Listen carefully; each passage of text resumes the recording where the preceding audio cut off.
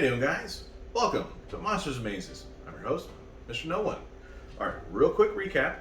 Our adventurers ended up going into room C. They had a pair of skeletons. They had a fight. They defeated the skeletons.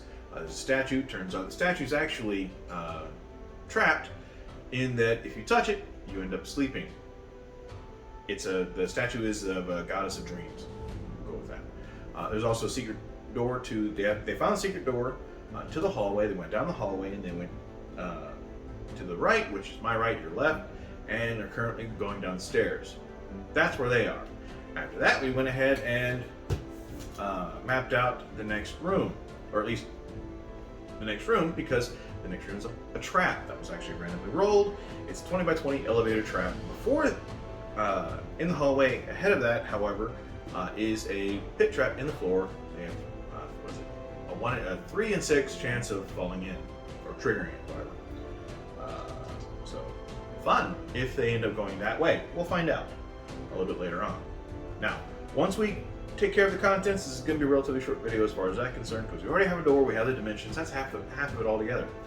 Then we're going to go into the hallway, see where this hallway right here goes to. Don't know where it leads. Maybe we're looking at possibly at least 2 more rooms, 3 more rooms. Maybe we got plenty of room on the map. Let's have fun with it. Alright, so room D. Let's find out what the contents are. Hopefully it's kind of cool. We'll find out. 16. Alright, we have monster and treasure. Kind of cool. I mean, if they end up... By the way, it actually descends to the 2nd level. Once it's at the 2nd level, it stays there for about 5 hours. So that's if they don't manage to actually get out, because they will have obviously a chance to exit the room before it goes down, kind of a la Indiana Jones sort of thing. They find the little maybe they find the trigger and it goes back up. I haven't actually decided whether or not it's going to have one. All right, anyway, let us go ahead and roll our monster that is going to reside, or monsters, they're going to reside in here.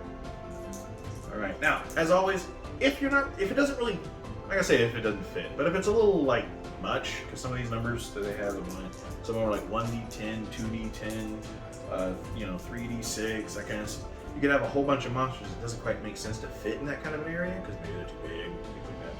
But either way, or maybe it's actually descended already, I have no idea. If it turns out that it doesn't quite, I'm going to say make sense, but it makes sense.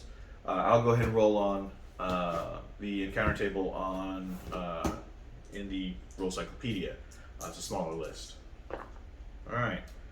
3 and 6. Poltergeist. I like that. We have skeletons, now we got a poltergeist. This I can go with. 1d3. So we will roll 1. 1 poltergeist. Alright, that seems kind of cool. And there's a treasure, so that's actually pretty cool too. Now over here they do have kind of some simplified rules as far as treasure is concerned. It's like if it's got with monster, then take 2 rolls on the without monster table, and then add 10% total to the total of each roll. All right, well we'll go ahead and go with the recommendation of table. What is this? 5G. I'm going to roll percentile twice. We got 83. 83 is 100 platinum pieces. That's not bad. Per level. Well, they're all first level, so. And add 10%. Ooh, so that's 110, at least for that. And then number 47 is 1,000 silver pieces. All right, so we have a chest. Now here's the thing. From here, there's actually more you can do as far as what's it contained in, what's it guarded by, and we already know it's guarded by a freaking poltergeist. Ha! Ha! We have it. We have our. Okay, so we're gonna we'll say that's a good old-fashioned treasure. Well, let's find out what it is. Okay, it's contained in D20.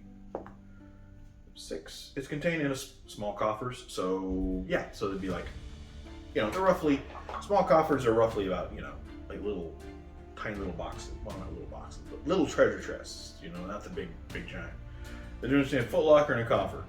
About that much. A bread box. Ish. Alright, so real quick, I have 110 platinum and 1,100 silver pieces. Cool. I know how to abbreviate this. Now, the way it works in OSE, or at least most OSR are, again, D&D adjacent, the basic stuff, is that experience points are given for treasure, like one experience point per gold piece. So this is actually a pretty good value as far as XP is concerned.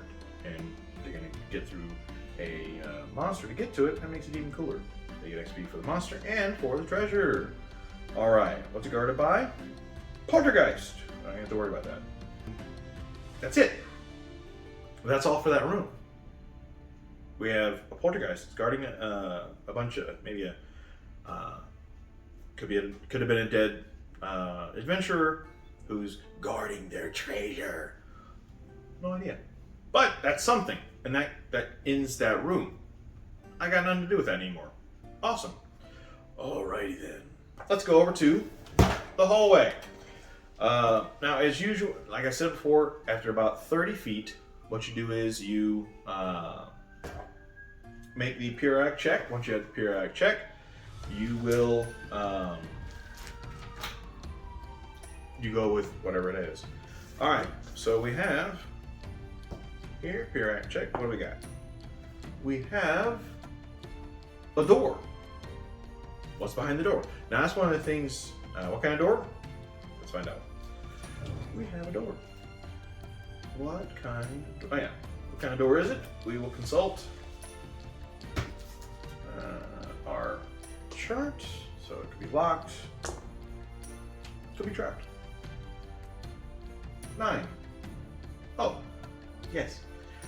It is wooden, unlocked, and trapped. And then we'll find out the nature of the trap once we get there. Alright, so we'll say it's just, yet again, another, we'll say it's another set of double doors. Well, right now, yeah, no, we'll do that for right now. That seems pretty interesting. Got it. It's trapped. What kind of trap? What kind of trap is it? It is... Trap. Trick or trap. D20. Table 7. 15. An arrow trap. 1d3 poisons, 1 in 20 gets poisoned. So basically you roll a d20.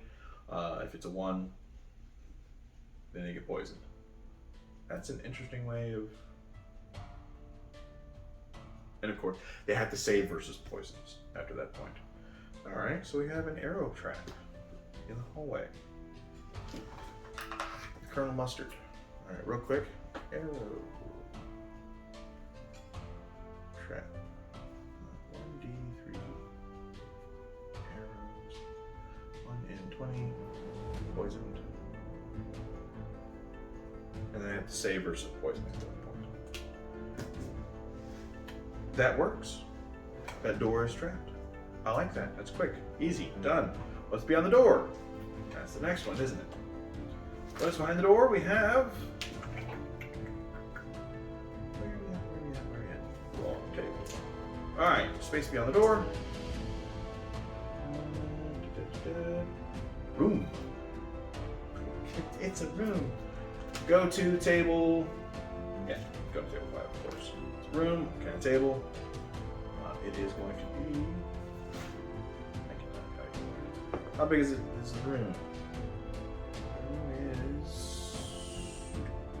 20 by 30, rectangular. Okay. All right. Go 20. 20 by 30. So we'll shorten this up right about there, which actually works because I did add the additional bit right there, so that works. Alright, 20 by 30, so we have 30, so we have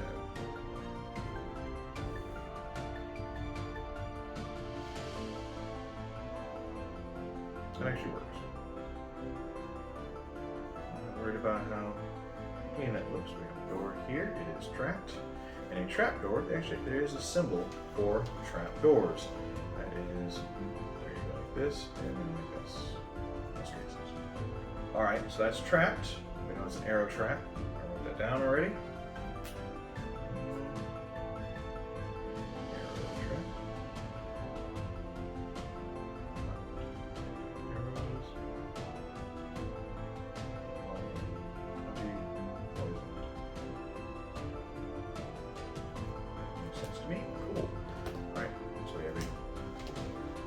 And then I stop. That's it. I know there's a room. It's going to be, this is now going to be room 1E. All right. Well, like I said, it's going to be relatively quick. That was all you needed to know. It stops at a room. That's where we end. I mean, it's not going to be, in some days it's going to be like that. You sit there and you come to a room. It's just got one room. How many eggs does it have? I don't know. This isn't my day, so we'll talk about this in the next video. I've been Mr. No One, and thanks for watching. See y'all later.